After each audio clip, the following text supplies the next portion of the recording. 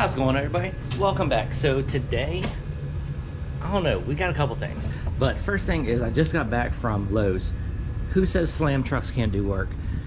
So I picked up two 4x8 sheets of plywood, which these we're going to cut down, and we are going to redo the shelves in here. I talked about that before, so that way, like, I've got cardboard on this one, cardboard on that one, so we're going to redo each of these four. So the top two, these two, the bottom ones I'm not worried about. That way they'll have wood on here, and it'll be easier for things not to fall through, and I can completely just basically, we need to reorganize this anyways, because this thing's just a disaster and a cluster in here. So those sheets of wood are going to get cut up and just redone here. Now, got concrete right there. Had to pick up some new straps, because straps always, that's the one thing with straps, you just go through these things. These things, you know, you use them, they wind up getting disappear, they wind up, you know, whatever. All right, so like I was gonna say, is we have just a couple bags of concrete. We have a lot more to go. And then I have concrete tubes right here. So I have, you know, there's 5 of them in there. They're the 12-inch form concrete tubes, 4 foot long. And well, I guess we'll just go ahead. All right, I don't know what that was. All right, so the reason why we have those, which is actually a good thing, which it's been in the back of videos, I've never really talked about it, is my carport. So like, it was last year, right before, I don't remember, but me and my son got this up to where it is right here and right now, which is basically just the form. We put one sheet, well, I guess that's 2, because you know they got one sheet there, one sheet there, so it's 2 sheets across it, just to kind of give it the form and hold it together and all that kind of stuff. It's tied down to the trailer, so it doesn't go nowhere.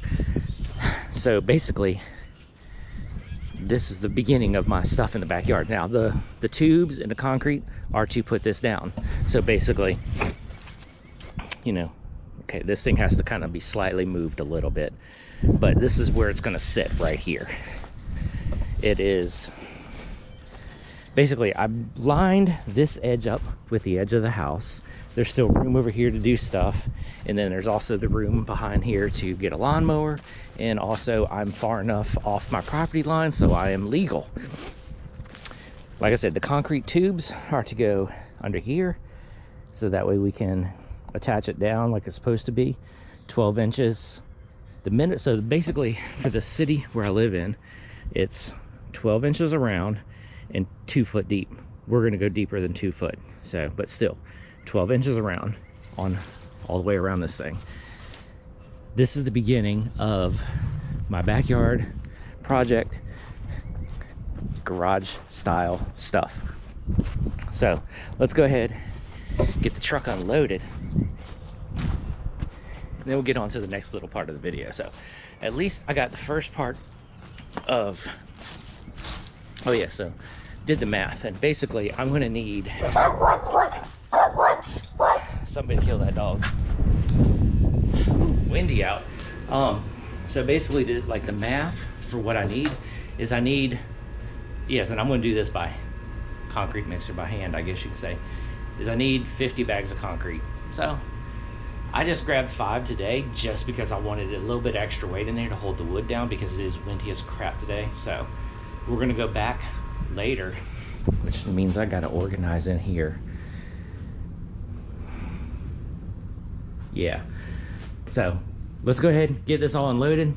We'll worry about the rest of the concrete another day, because we're probably going to do that in 2 runs, because 50 bags is 3,000 pounds.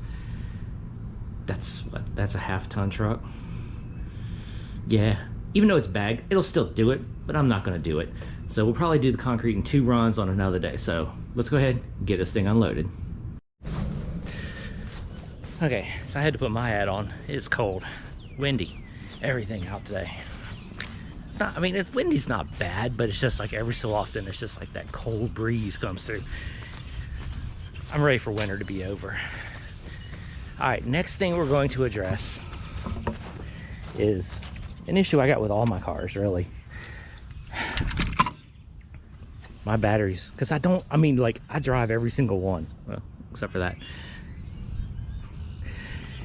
And I think the battery in this is actually going dead. So this thing's just a problem, because I do think that this battery is going dead.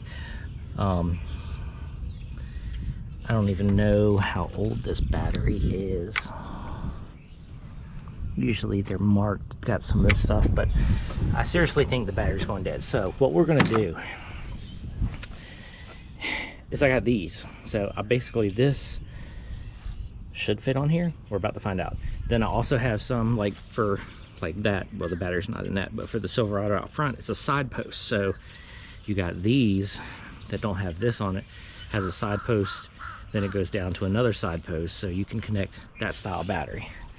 So what I'm hoping is that I can set my camera up. Don't drop that on the ground. What I'm hoping is that this will work and I can get this off, put a side post on here, and it doesn't go dead all the time. Because, you know, this kind of sits a little while. All right, now let's see about that up there. Because it is a side post, but it's also got a bolt through it. Or I mean, a stop post, but it's got a bolt through it. So it's like, can I put that on there? Or do I just, I don't know. Let's see, that can go there.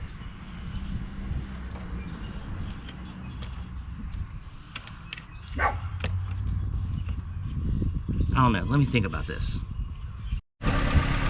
Okay, so had the battery on the charger and it's all hooked up.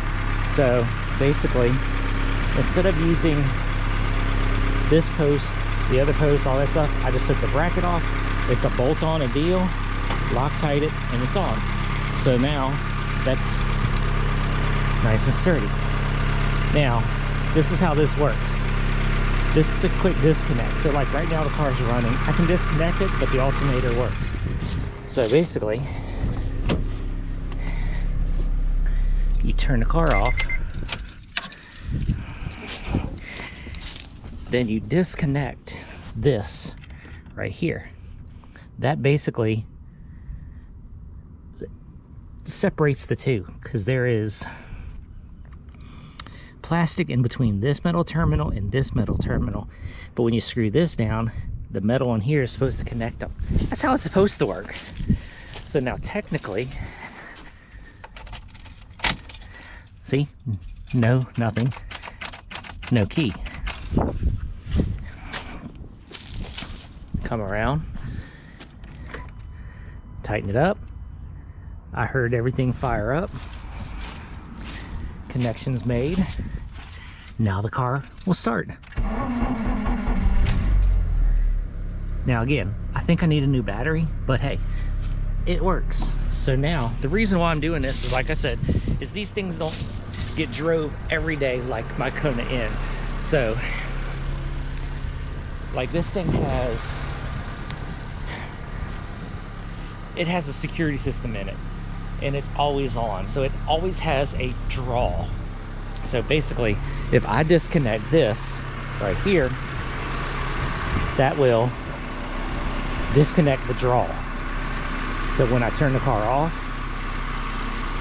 there's no draw. Then I can come out, tighten this up, and start the car.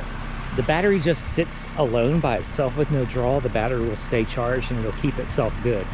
But with this constant draw that it has through the electrical, you know, system on this thing, it does drain it. So we're going to, like I said, I've got this one. We'll go ahead later on. We'll get one on the Silverado, because I mean, Silverado gets drove, you know, once every other week or so.